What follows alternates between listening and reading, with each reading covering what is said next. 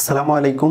Gravity school of সায়েন্সের পক্ষ থেকে সবাইকে আন্তরিক শুভেচ্ছা এবং অভিনন্দন। আজকের পদার্থবিজ্ঞান দ্বিতীয় পত্রের দ্বিতীয় অধ্যায়ের ধারাবাহিক লেকচারে আজকে আমরা আলোচনা করব টাইপ 13 নিয়ে, এবং টাইপ 13 যে বিষয়টি রয়েছে সেটি হচ্ছে ধারক এবং ধারকত্ব রিলেটেড বিভিন্ন গুরুত্বপূর্ণ টপিক।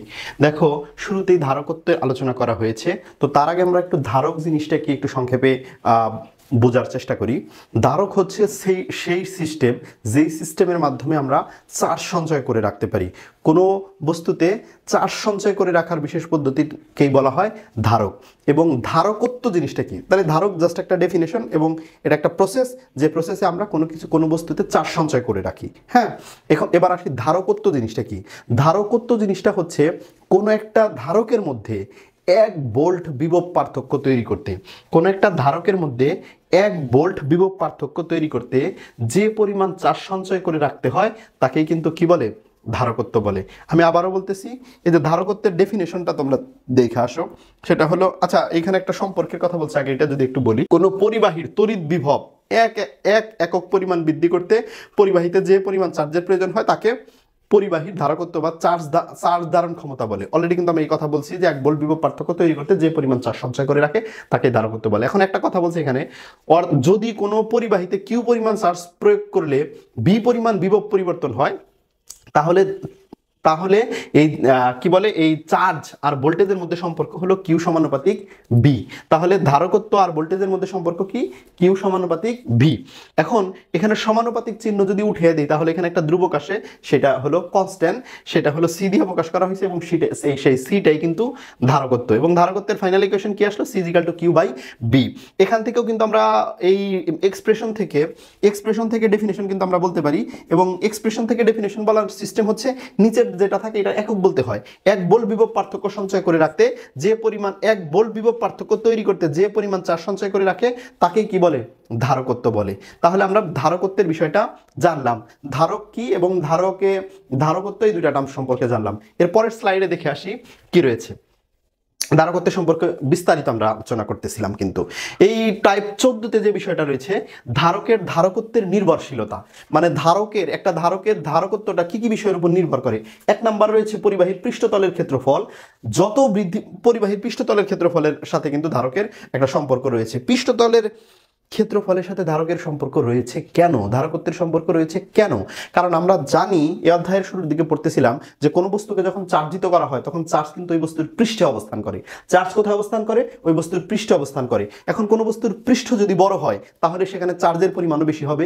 কোনো বস্তুর পৃষ্ঠের ক্ষেত্রফল যদি কম হয় তাহলে সেখানে কি চার্জের পরিমাণও কম হবে। এ কারণে ধারকত্বটা কিসের উপর নির্ভর করে? পৃষ্ঠের ক্ষেত্রফলের উপর নির্ভর করে। এবং একটা বস্তুর পৃষ্ঠের ক্ষেত্রফল যত বেশি হবে সেখানে বেশি বেশি চার্জ সঞ্চয় করে থাকবে, আর চার্জ বেশি থাকা মানে কি? তার ধারকত্ব বেশি হবে।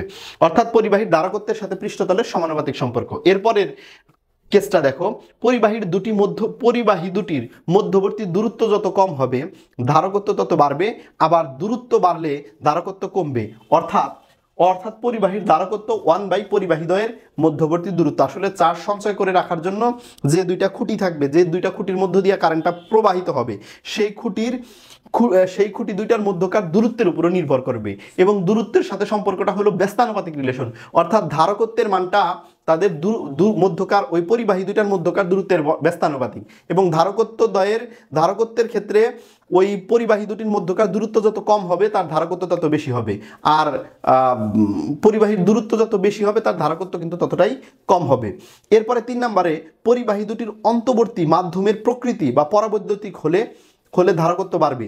মানে ওই যে দুইটা পরিবাহীর কথা বলতেছি, এই দুইটা পরিবাহীর মাঝখানে যদি কোনো পরাবৈদ্যুতিক ধ্রুবক বিশিষ্ট পদার্থ থাকে, যেমন কাঁচ থাকলো বা বাতাস থাকলো, অথবা অভ্র থাকলো, অথবা অন্য যে কোনো পদার্থ দিয়ে, আমি প্লাস্টিক থাকলো, এগুলো দিয়ে যদি ওখানে পূর্ণ থাকে তাহলে তার ধারকত্বের উপরও তার পরাবৈদ্যুতিক ধ্রুবকের মানের উপরও ধারকত্ব নির্ভর করবে। মানে ওইখানে ওইগুলো থাকলে যদি বেশি পরিমাণ চার্জ সঞ্চয় করে রাখা পারবে, আর যদি ফাঁকা থাকে তাহলে কিছুই না থাকে তাহলে কম পরিমাণ চার্জ সঞ্চয় করে রাখতে পারবে। এটা একটা ব্যাপার। এরপরে চার্জিত পরিবাহীর নিকটে অন্য কোনো চার্জ শূন্য বা ভূসংযুক্ত পরিবাহী থাকলে ধারকের ধারকত্ব বৃদ্ধি পায়। এখন যদি কোনো ধারকের সাথে যদি ভূ সংযোগ থাকে, মাটির সাথে সংযোগ থাকে, সেক্ষেত্রেও কিন্তু ওই ধারকের ধারকত্বটা বৃদ্ধি পায়। এরপরে কি রয়েছে? সমান্তরাল পাত ধারকত্ব। সমান্তরাল পাত ধারকত্ব, এই যে ধারকরে প্রকাশ করা হয় এরকম দুইটা সমান্তরাল চিহ্ন দ্বারা বা রেখা বা দাগ দ্বারা, ঠিক আছে? এই দুইটা রেখাকে সমান পাতও বলা যেতে পারে, পাত বলা যেতে পারে। দুইটা পাতলা পাত নিতে হবে এবং দুইটা একটা নির্দিষ্ট দূরত্বে যদি থাকে তখন এটাকে বলা হয় সমান্তরাল পাত ধারক। এটার নাম কি? সমান্তরাল পাত ধারক। এই সমান্তরাল পাত ধারকের ক্ষেত্রে ধারকত্ব নির্ণয়ের একটা ফর্মুলা আছে। এই সমান্তরাল পাতগুলোর প্রত্যেকটা পাতের ক্ষেত্রফল যদি a হয় এবং ধারক পাতদ্বয়ের মধ্যকার দূরত্ব যদি d হয়, তাহলে এই সমান্তরাল পাত ধারকের ধারকত্ব বের করার ফর্মুলা আছে c = epsilon naught a ভাগ d। আর এই যে দুইটা সমান্তরাল পাত আছে তার মাঝখানে যদি কোনো পদার্থ থাকে তখন এটার এই পদার্থ যেটা থাকবে সেই পদার্থটার যদি পরাবৈদ্যুতিক ধ্রুবক থাকবে সেই পরাবৈদ্যুতিক ধ্রুবক দিয়েও কিন্তু গুণ হবে।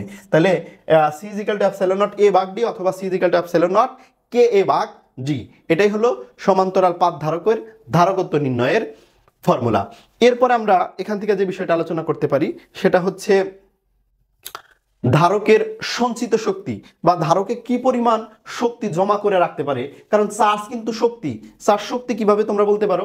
চার্জ শক্তি আমি দেখাইতেছি চার্জ কিভাবে শক্তি। আমরা জানি যে একক ধনাত্মক চার্জকে তড়িৎ ক্ষেত্রের এক বিন্দু থেকে অপর বিন্দুতে নিতে কাজ করতে হয়। ডব্লিউ পরিমাণ যদি কাজ করা লাগে তাহলে সেক্ষেত্রে বিভব পার্থক্য b = w/q, অর্থাৎ w = কি? qb।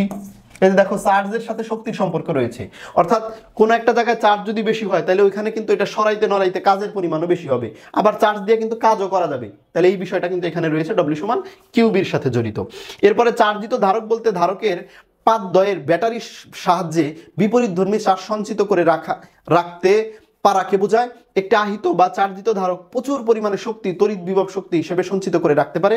মনে করি কোন ধারকের ধারকত্ব c আহিত করার সময়ের পাতে q পরিমাণ আদান সঞ্চিত হয়, পাতদ্বয়ের বিভব হইল b। তাহলে ধারকের সঞ্চিত শক্তির ফর্মুলা হলো তিনটা, একটা হলো ½ c/2, একটা হলো ½ q²/c অথবা ½ qb। একটা ধারকে কি পরিমাণ চার্জ সঞ্চয় করে রাখা যাবে তার উপর ভিত্তি করে ধারকের সঞ্চিত শক্তির পরিমাণ হবে, এবং এই সঞ্চিত শক্তির পরিমাণ এর ফর্মুলা হলো এই তিনটা, ½ c/2, ½ qb আর ½ q²/c। এরপরে আমরা যে বিষয়টা পড়তে পারি সেটা হচ্ছে ধারকের একক আয়তনে সঞ্চিত শক্তির পরিমাণ। ধারকের একক আয়তনে সঞ্চিত শক্তির পরিমাণ রে ধারকের সঞ্চিত শক্তিরে ইউ দিয়ে প্রকাশ করে, একক আয়তনে সঞ্চিত শক্তিরে ইউ প্রাইম দ্বারা প্রকাশ করে। দেখো ইউ প্রাইমের মানে ধারকের একক আয়তনে সঞ্চিত শক্তির ফর্মুলাটা কিভাবে প্রতিপাদন করা হয়েছে সেটা হলো মোট সঞ্চিত শক্তি ডিভাইডেড বাই ধারকের পাতদ্বয়ের মধ্যবর্তী স্থানের আয়তন। ধারকের পাতদ্বয়ের মধ্যবর্তী স্থানের আয়তন মোট সঞ্চিত শক্তিরে ধারকের পাতদ্বয়ের মধ্যবর্তী স্থানের আয়তন দ্বারা ভাগ করছে। মোট সঞ্চিত শক্তি যদি ½ c/2 দিয়ে প্রকাশ করা যেতে পারে, আমরা তো এর আগে দেখলাম ½ c/2 ফর্মুলা আছে, এবং এ হচ্ছে ওই জায়গার ক্ষেত্রফল আর ডি হলো এখানকার মধ্যকার দূরত্ব। হ্যাঁ, তাহলে আয়তন হয়ে গেল এডি। এরপরে এই যে বি ইজিক্যাল টু আবার ইডি লেখা যায়, বিভব আর প্রাবল্যের মধ্যে সম্পর্ক, বিভব E equal to V by D, তাহলে বি ইজিক্যাল টু ইডি লেখা যায় না, এখান থেকে বি ইকুয়াল কিন্তু ইডি লিখতে পারি আমরা, বি ইজিক্যাল টু ইডি লেখা হয়েছে। এইভাবে সম্পর্কটা প্রতিপাদন করলে ফাইনালি যে সম্পর্কটা দাঁড়ায় U prime equal to half epsilon E square, half epsilon not E square অথবা half epsilon square, half epsilon not square অথবা হাফ এপসাইলন স্কোয়ার। দেখো ধারকের একক আয়তনে সঞ্চিত শক্তির ফর্মুলা তাহলে কি দাঁড়াইলো, half epsilon not E square, অথবা যদি শূন্য মাধ্যম ব্যতীত অন্য মাধ্যমের জন্য করো তাহলে হাফ এপসাইলন স্কোয়ার।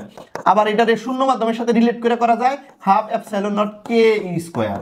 এই হলো ধারকের একক আয়তনে সঞ্চিত শক্তির ফর্মুলা। আমরা নেক্সট ক্লাসে এই ধারকের ধারকত্ব, ধারকের সঞ্চিত শক্তি এবং ধারকের কি বলে একক আয়তনে সঞ্চিত শক্তি, এই টার্মগুলার গাণিতিক সমস্যা সলভ করতে পারি, অথবা আরেকটা কাজ করতে পারি ধারকের কম্বিনেশন নিয়ে আলোচনা করতে পারি। এই দুইটার যে কোনো একটা বিষয় নিয়ে আলোচনা করব পরবর্তী ক্লাসটিতে। সে পর্যন্ত ভালো থাকবে, সুস্থ থাকবে। আসসালামু আলাইকুম।